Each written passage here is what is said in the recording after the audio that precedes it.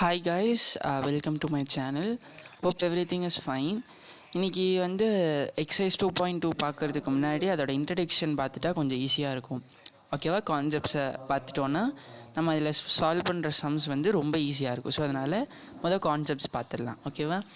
Okay, first 2.2ல் என்ன கொடுத்துருக்காங்கன்னா complex நம்பர்ஸோட introduction கொடுத்துருக்காங்க. ஓகேவா? ஃபஸ்ட்டு காம்ப்ளெக்ஸ் நம்பர் அப்படிங்கிற ஒரு டேர்ம் எப்படி வந்துச்சு அப்படின்னு நமக்கு தெரியணும். கரெக்டாக? ஸோ அதுக்கு தான் வந்து அவங்க 2.1ஓட எக்ஸசைஸ்க்கு முன்னாடி இதை மென்ஷன் பண்ணியிருப்பாங்க. Right here introduction to complex நம்பர்ஸ்ன்னு சொல்லிவிட்டு அங்கே மென்ஷன் பண்ணியிருப்பாங்க. ஸோ இந்த ஈக்குவேஷன் நம்மளால் சால்வ் பண்ண முடியும். எக்ஸ் ஸ்கொயர் -1 = 0னா -1 அங்கே போச்சுன்னா +1, ஸ்கொயர் அந்த பக்கம் போச்சுன்னா √1 ±1 எழுதிடலாம். ஓகேவா? வேறஸ் எக்ஸ் ஸ்கொயர் +1 = 0 அப்படின்னா -1க்கு நம்ம ரூட் எடுக்கிற மாதிரி இருக்கும். கரெக்டாக?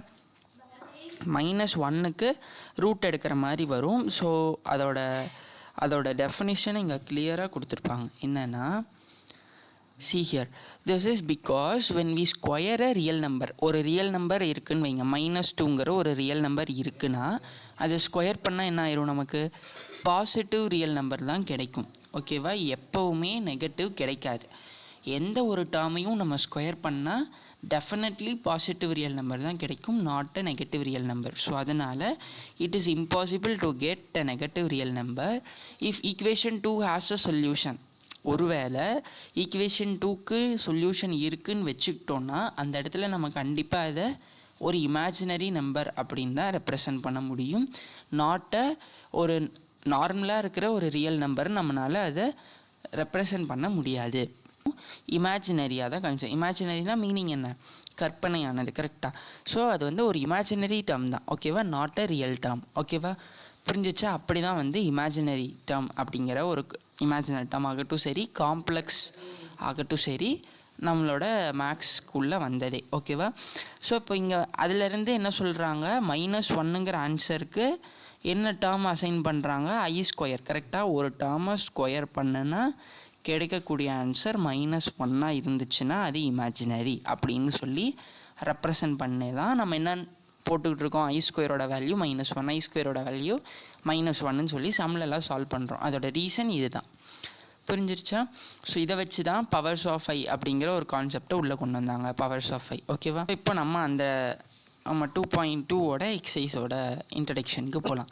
இங்கே 3 பற்றி தானே இன்ட்ரடக்ஷன் சொல்லியிருக்காங்க. ஓகேவா? ஃபஸ்ட்டு வந்து என்ன கொடுத்துருக்காங்க? Complex numbers, organ plane, algebraic operations. இதை பற்றி தானே என்ன கொடுத்துருக்காங்க? இன்ட்ரடக்ஷன் கொடுத்துருக்காங்க. இதுவே வந்து பார்த்திங்கன்னா ஃபஸ்ட்டு ரெக்டாங்குலர் ஃபார்ம் எப்படி இருக்கும் அப்படின்னு கொடுத்துருக்காங்க. ரெக்டாங்குலர் ஃபார்ம் எப்படி இருக்கும்? x+iன்னு எழுதலாம், இல்லைனா அது எப்படி எழுதலாம்? x+yi எழுதலாம். கரெக்டாக? x+iy இல்லைனா x+yi. ஸோ இது எப்படி எழுதினாலும் தப்பு கிடையாது, எப்படி ஆனாலும் எழுதலாம். ஓகேவா? வேர் எக்ஸ் அண்ட் ஒய்ங்கிறது கண்டிப்பாக என்னவாக தான் இருக்கும்? ரியல் நம்பர்ஸ், ஏதோ ஒரு நம்பராக தான் இருக்கும். X and Y. ஓகேவா? அவங்க இந்த ஐயை பற்றி சொல்லலை. புரிஞ்சிச்சா? ஐஒய் வந்து இமேஜினரி, பட் வேறஸ் ஒய்ங்கிறது என்னது? ரியல். கரெக்டாக? ஒய் அப்படிங்கிற நம்பர் என்னவாக இருக்கும்? ரியலாக இருக்கும். ஐ அப்படிங்கிற டேர்ம் தான் இமேஜினரி. அதை வந்து பார்ட்ஸாக பிரிக்கும்போது X is called as real part and Y is called as imaginary பார்ட்னு சொல்கிறாங்க. அந்த ரெண்டும் சேர்ந்தது தான் என்னென்னு சொல்லுவாங்க? காம்ப்ளெக்ஸ் நம்பர்ஸ் அப்படின்னு சொல்லுவாங்க. புரிஞ்சா? இப்போது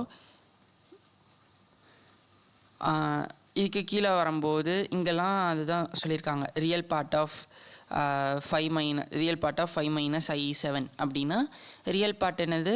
இந்த 5ங்கிறது ரியல் பார்ட். கரெக்டாக? அது இமேஜினரி பார்ட் பற்றி பேசும்போது இமேஜினரி பார்ட்டில் இருக்கிற அதோட சிம்பிளோட தான் சேர்த்து சொல்லணும். ஸோ அப்போது சிம்பிளோடு சொல்லும்போது ஐயை மட்டும் விட்டுறணும். கரெக்டாக?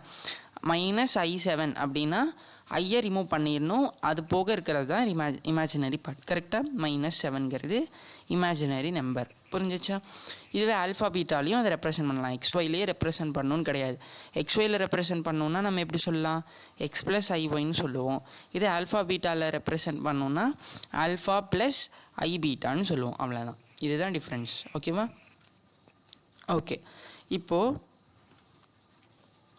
அடுத்து வந்து எனக்கு கொடுத்துருக்காங்க ஆர்கன் பிளேன் பற்றி கொடுத்துருக்காங்க. ஆர்கன் பிளேன் அப்படின்னா அவங்க என்ன சொல்ல வராங்கன்னா, ஒரு காம்ப்ளெக்ஸ் நம்பர் எக்ஸ் ப்ளஸ் ஐஒய் அப்படின்னு ஒரு காம்ப்ளெக்ஸ் நம்பர் இருந்துச்சுன்னா அதோட ரியல் பார்ட்ஸை நம்ம என்னவா எழுதலாம்னா ஒரு ஆர்டர் பேராக எழுதலாம். எப்படி எக்ஸ் கமா ஒய் அப்படின்னு நம்ம பாயிண்ட்ஸ் எழுதுவோம்ல, அதே மாதிரி எழுதிடலாம். ஓகேவா? அதுதான் என்னது ஆர்கன் பிளேனோட பாயிண்ட்ஸ். ஓகேவா? இப்போது ஃபார் எக்ஸாம்பிள் அவங்க 3 காம்ப்ளெக்ஸ் நம்பர் கொடுத்துருக்காங்க. ஒன்று 3 - 8, இன்னொன்று 6, இன்னொன்று -4i. 6 எப்படி காம்ப்ளெக்ஸ் நம்பர் ஆகும் அப்படின்னா, ஒருவேளை அவங்க 6 வந்து ரியல் நம்பர் தான், ஒருவேளை அவங்க என்ன கொடுத்துருக்காங்க காம்ப்ளெக்ஸ் நம்பர் 6ன்னு கொடுத்துட்டாங்கன்னா அவங்க என்ன ரெப்ரசன்ட் பண்ண வராங்க, இங்கே 6 + i0 அப்படின்னு ரெப்ரசன்ட் பண்ண போகிறாங்க. புரிஞ்சிச்சா? இமேஜினரி டேர்மில் எதுவுமே இல்லை, ரியல் டேர்ம் மட்டும் 6ஆக இருக்குதுன்னு சொல்ல வராங்க. புரிஞ்சிச்சா? ஒருவேளை இமேஜினரி டேர்ம் மட்டும் கொடுத்துருந்தாங்கன்னா ரியல் டேர்ம் என்னன்னு சொல்ல வராங்க, 0ன்னு சொல்ல வராங்க. இது புரிஞ்சிச்சா? ஒருவேளை அவங்க அதை காம்ப்ளெக்ஸ் நம்பர்ஸ்ன்னு மென்ஷன் பண்ணாங்கன்னா you should take it as another டேர்மை 0ன்னு எடுத்துக்கணும். புரிஞ்சிச்சா? அதுதான் இங்கே பாயிண்ட்ஸை எடுத்திருக்காங்க. ஃபஸ்ட்டு எடுக்க வேண்டியது ரியல் டேர்மோட பாயிண்ட், செகண்ட் எடுக்க வேண்டியது இமேஜினரி டேர்மோட பாயிண்ட். புரிஞ்சிச்சா?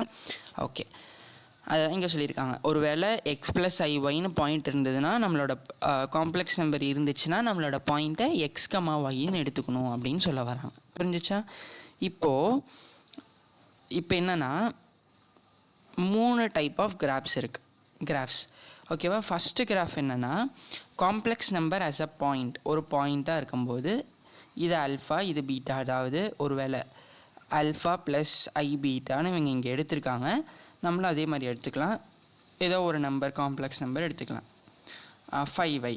ஓகேவா? 3 + 5i. இங்கேருந்து அவங்க என்ன மென்ஷன் பண்ணுறாங்க, ஆல்ஃபாங்கிறது 3 அண்ட் பீட்டாங்கிறது 5. கரெக்டாக? ஸோ 3, 5 அப்படிங்கிற பாயிண்ட்டு இங்கே இருக்க போகுது. புரிஞ்சிச்சா? வேறு எதுவுமே கிடையாது, நார்மல் பிளாட்டிங். பட் ஆக்சிஸ் மட்டும் எப்படி ரெப்ரசன்ட் பண்ணணும், ரியல் அண்ட் இமேஜினரியில் ரெப்ரசன்ட் பண்ணணும். இதுவே ஒருவேளை complex number by a position vector pointing from the origin to the point, ஆரிஜினில் இருந்து பாயிண்ட் பண்ணிச்சுன்னா அதை வந்து எப்படி ரெப்ரசன்ட் பண்ணணுன்னா இந்த மாதிரி கிராஃபில் ரெப்ரசன்ட், அதே 3, 5 தான், பட் வேறஸ் பாயிண்டிங் ஃப்ரம் த ஆரிஜின்னா இப்படி. இல்லை ஒரு வெக்டாராக அதை மென்ஷன் பண்ணோன்னா 2 பாயிண்ட்ஸ் இருக்கும். கரெக்டாக? ஓகேவா? இது வந்து ஒரு வெக்டார்னு மென்ஷன் பண்ணுவாங்க. புரிஞ்சிச்சா? ஓகே, இப்போது நெக்ஸ்ட்டு டாபிக் என்ன அவங்க கொடுத்துருக்காங்கன்னா, ஆர்கன் பிளேன்லேயே அவங்க எக்ஸாம்பிள் மாதிரி கொடுத்துருக்காங்க, பாயிண்ட் அண்ட் வெக்டார். இப்படி தான். ஓகேவா? பாயிண்ட்ஸ்னால் பாயிண்ட்ஸ் வைப்போம், அதுக்கப்புறம் அந்த ஜாயின் பண்ணுவோம். அந்த மாதிரி வெக்டார்ஸ்னால் என்ன பண்ணுவோம், ஆரிஜின்லேருந்து மென்ஷன் இது ஆரிஜின்லேருந்து வர வெக்டார்,